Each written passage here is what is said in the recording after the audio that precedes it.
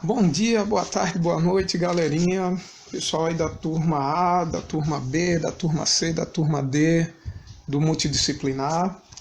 A gente voltando aí com mais uma videoaula de cidadania.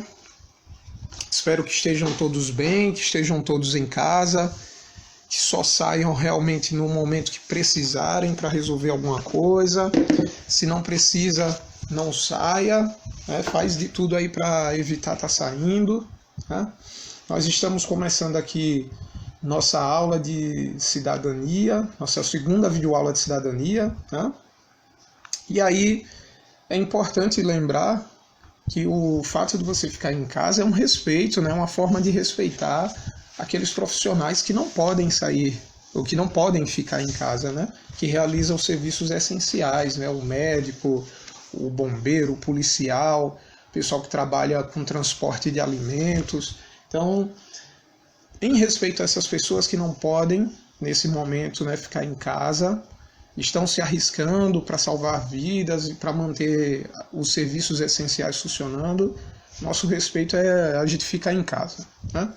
E aí, nesse período de ficar em casa, é importante ter uma rotina, é importante ter uma rotina de estudo, de afazeres, né, de divertimento, de exercícios físicos importantíssimos, né, para manter a sanidade mental e do corpo também, né, física. E aí, ter cuidado também com a alimentação nesse período, né? Cuidado para não exagerar na alimentação, você não passar aí esse período da quarentena, né, entrou de uma forma e saiu de outra, né? Cuidado para não estar exagerando aí na alimentação, comer mais do que fazer exercício. Se você não gasta, você vai acabar, né, passando por esses problemas aí.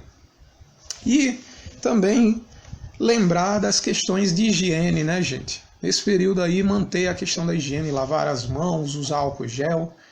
E por falar em álcool gel, né, no início do isolamento, teve aquela correria, né, das pessoas para ir atrás de álcool gel, de estocar, e acabou faltando para algumas pessoas. Então, pensando nisso, quem está com dificuldade ainda de comprar álcool gel, eu trouxe uma receita aqui para vocês de álcool gel. Uma receita imperdível para você fazer o álcool gel aí.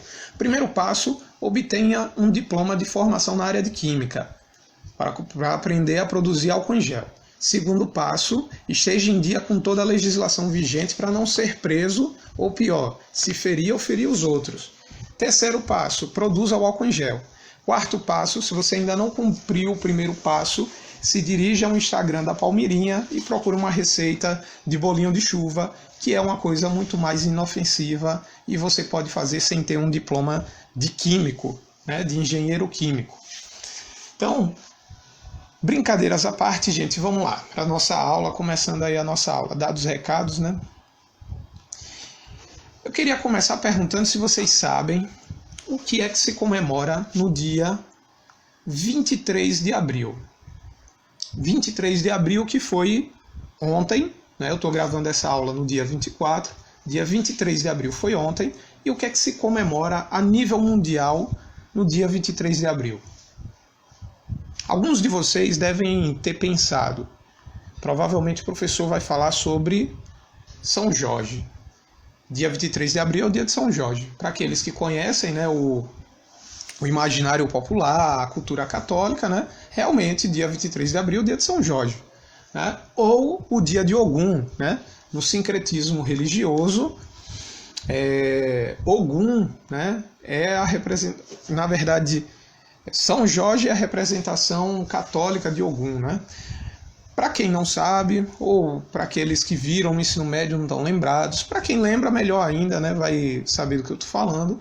Durante o período da escravidão aqui no Brasil, as pessoas que foram trazidas da África, né, foram trazidas à força da África e foram escravizadas, né, forçadas a trabalhar, né, elas trouxeram também sua cultura, sua religião. Só que aqui elas foram proibidas de praticar a religião deles, né, o candomblé, aí a religião de origem africana, eles foram proibidos de cultuar seus deuses, seus orixás. E aí, como uma estratégia de continuar, né, cultuando, né, continuar praticando a sua religião, eles começaram a associar os orixás a figuras, né, da Igreja Católica. E Ogum foi associado a São Jorge por representar a figura do guerreiro. Você vê aí nessa imagem que Ogum é representado como um guerreiro, tem uma espada na mão, né? Tem um corpo atlético e físico, né? E São Jorge é representado como um guerreiro aí que matou o dragão, e o dragão, a representação do diabo lá na Igreja Católica, né? Então, essa associação, isso é o que nós chamamos de sincretismo religioso. No imaginário popular, São Jorge está associado aí também a algumas simpatias. Uma simpatia para afastar os inimigos, simpatia para se proteger do azar, né? E também simpatia para se proteger do olho gordo. Mas, curiosidades à parte, o tema da nossa aula ainda não é esse. Eu não estou querendo falar sobre o dia de São Jorge. Eu quero saber, a nível mundial, que data importante é comemorado no dia 3 de abril, tão importante que o professor trouxe para a aula de cidadania. Bom, o dia que eu estou falando aqui, o dia 23 de abril, é o Dia Mundial do Livro. É o Dia Mundial do Livro e dos direitos do autor. O autor de qualquer obra literária, obra científica, né, ele tem direitos sobre aquela obra, né? Direito de publicação, de reprodução, de citação. Por isso que eu não posso copiar aleatoriamente uma obra sem autorização, partes ou inteira.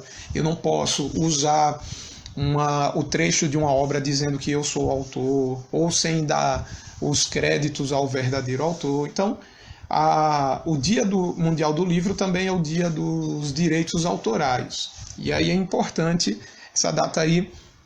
Agora vocês começam a compreender qual é a importância para a aula de cidadania. Mas como será que essa data surgiu? Será que alguém sabe me dizer aí como é que essa data vai ser criada, instituída e passa a ser comemorada no mundo todo?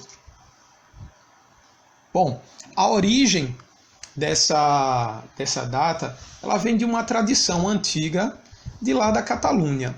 A Catalunha é uma região da Espanha, né, que tem um histórico de movimento separatista, né, de luta pela independência em relação à Espanha, assim como algumas outras localidades da Espanha também têm movimentos separatistas, movimentos de independência. A Catalunha ela tem uma tradição do início do século XX, né, de valorização da leitura. Para quem não está lembrado, para ajudar a lembrar, a Catalunha é a região da onde veio o Barcelona, né? O time de futebol Barcelona, famoso aí mundialmente. Mesmo para quem não gosta de futebol, já ouviu falar do time do Barcelona. Principalmente quando havia aquele trio, o MSN, né?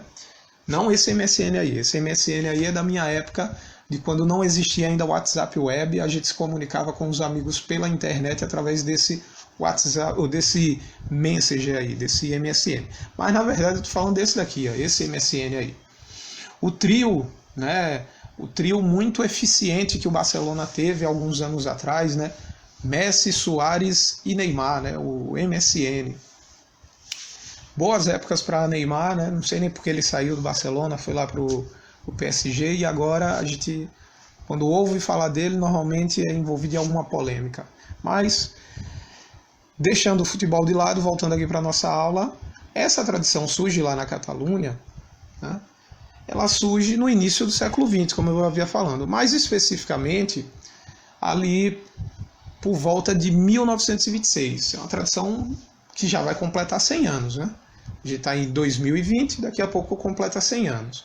Nessa tradição, as pessoas costumavam trocar livros, né? Na verdade, ao comprar um livro, ela ganhava uma rosa, né? Isso era um incentivo à leitura, né? Um gesto bonito, né? Tinha toda uma simbologia, né? E a simbologia do livro está relacionada à cultura, e a simbologia da rosa está associada ao amor, né? O amor pela leitura, o amor pela cultura, né? Então é um povo que de fato valoriza a leitura.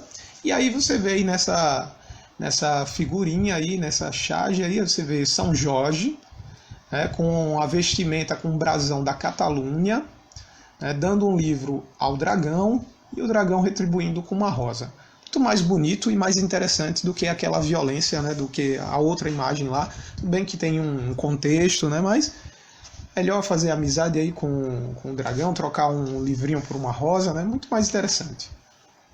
Bom, essa tradição surge lá, mas o dia do livro mesmo, ele só vai ser instituído em 1995. Então, passou aí quase 70 anos, né, para poder se instituir o dia do livro. Então, o que será que aconteceu em 95 para que fosse instituído? Bom, em 95, a gente tem aí o surgimento do Windows 95, né, o Microsoft Windows 95, surgimento do PlayStation 1, o pessoal que gosta de videogame, pelo menos e gosta de nostalgia, deve conhecer. Quem não gosta só conhece o PS4 e o PS3, talvez. Romário tinha ido para o Flamengo, né, e Vanderlei Luxemburgo era o técnico, então foi uma coisa, né, foi a chegada de Romário no Flamengo. Ivete estava com um hit do momento, né, Me Abraça, mas ainda ela na carreira ainda com a banda Eva. No cinema a gente tinha o filme Bad Boys, estava sendo lançado, né? Engraçado aí, 25 anos atrás e a franquia ainda está rendendo, né? Saiu um filme recentemente da franquia Bad Boys, não sei se é 3, 4, o último, final, alguma coisa assim, mas continua rendendo dinheiro aí, é uma franquia tão antiga. E o filme Epidemia. Parecia um presságio, né? Veja aí, a maior crise de saúde do mundo está prestes a acontecer. Quando eu assisti esse filme, eu tinha 10 anos. E, assim, eu não imaginava que a ficção ia se tornar real, né? Mas, naquela época, aí você vê aí no cinema as coisas acontecem de uma forma um pouco diferente, né? Os atores ali, eles resolvem o problema muito mais rapidamente, né? Apesar de todo o desespero das pessoas com a epidemia, mas a coisa foi se resolvendo tal, né? De outra forma. No mundo real, infelizmente, a gente ainda está aí esperando, os cientistas estão correndo, mas a gente ainda vai esperar um pouquinho para que tudo se resolva. Mas é claro, gente, que não foi tudo isso que gerou, né, o Dia do Livro, né? Na verdade, quem é responsável por instituir o Dia do Livro é a Unesco. Essa mesma aí que tá, né, que todo ano faz com a Rede Globo o Criança Esperança. A Unesco, que é uma organização que está dentro da ONU, né, que faz parte da Organização das Nações Unidas, ela é a Organização das Nações Unidas para a Educação, a Ciência e a Cultura, onde ela elabora programas de educação e cultura e estimula a cooperação científica internacional. Então, a Unesco instituiu o Dia do Livro com o objetivo, primeiro, de estabelecer o gosto pela leitura, né, nas pessoas no mundo todo, e também para valorizar o trabalho do autor e proteger os direitos do autor. E por que o dia 23 de abril? Então, 3 autores importantes da literatura mundial morreram nesse dia. Nós temos Shakespeare, que morreu no dia 23 de abril. Shakespeare, que vocês estão vendo ali, né? Ele é famoso pela frase ser ou não ser, eis a questão, né? Segurando aí a caveira. Escreveu Romeu e Julieta, escreveu Hamlet, escreveu Otelo, né? O segundo aí é Miguel de Cervantes, que escreveu Don Quixote. Inclusive, tem um filme no Netflix, O Poço, que faz referência a esse livro, né? Quem não assistiu o filme, tem acesso, assista, que é um filme que vale a pena para a gente pensar também o período atual. Inclusive, eu fiz uma live no Instituto semana passada falando sobre o filme, eu e Lucas. E o terceiro autor é um autor peruano, né, que é muito importante para a literatura hispano-americana, porque ele vai fazer, né, a primeira literatura que vai trabalhar com os povos mestiços, né, daqui da América, né, mestiços tanto culturalmente quanto geneticamente. Esse terceiro senhor aí, que é o Inca Garcilaso de la Vega, né, que é o primeiro a falar sobre os povos mestiços da América, né, hispano-americanos aqui. Então, esses 3 autores são importantes e os 3 coincidentemente, morreram no dia 23 de abril. Há algumas polêmicas em relação a essa data. Shakespeare não teria morrido dia 23, teria morrido, na verdade, dia 22, e só enterrado no dia 23. Miguel de Cervantes teria sido dia 23, mas de um calendário que a contagem era diferente, então, na verdade, ele teria morrido no início de maio. O único que morreu dia 23 seria somente o Inca Garcilaso. Mas isso daí é só um detalhe. O que importa aqui é o simbolismo, né, da data. Então tem 3 autores importantes da literatura mundial, um de língua inglesa e 2 de língua espanhola, né, que marcam aí esse Dia Mundial do Livro. Quais são os benefícios da leitura, já que a gente está falando de leitura? A leitura ela estimula a memória e a imaginação. A leitura ela melhora a nossa capacidade de expressar nossos sentimentos, de compreender o mundo e a nós mesmos, de escrever e de escutar, de construir nossos sonhos e nos impulsiona a realizar os mesmos, tá?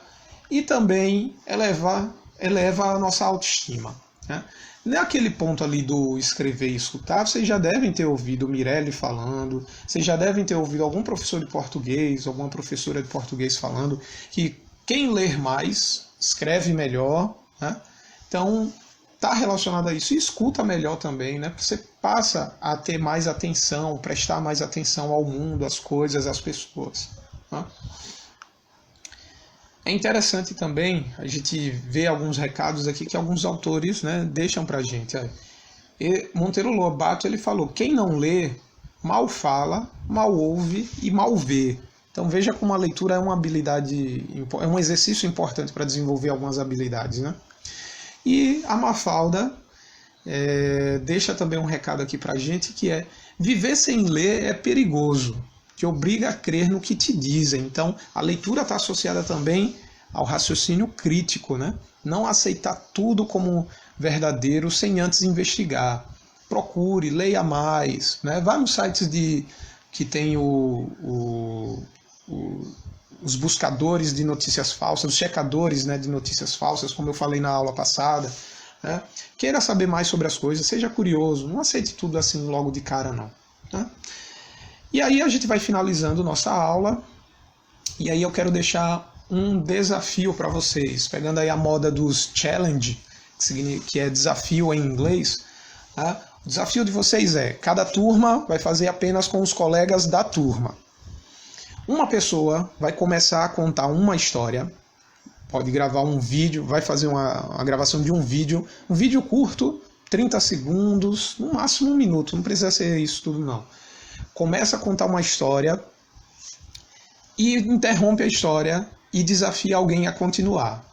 E aí essa pessoa vai pegar, vai continuar e vai desafiar outra, e assim sucessivamente. Então a ideia é que no final tenhamos uma história criada coletivamente e uma pessoa da turma que tenha mais facilidade edita, junta todos os vídeos e manda para mim. E aí eu vou considerar como uma atividade da turma.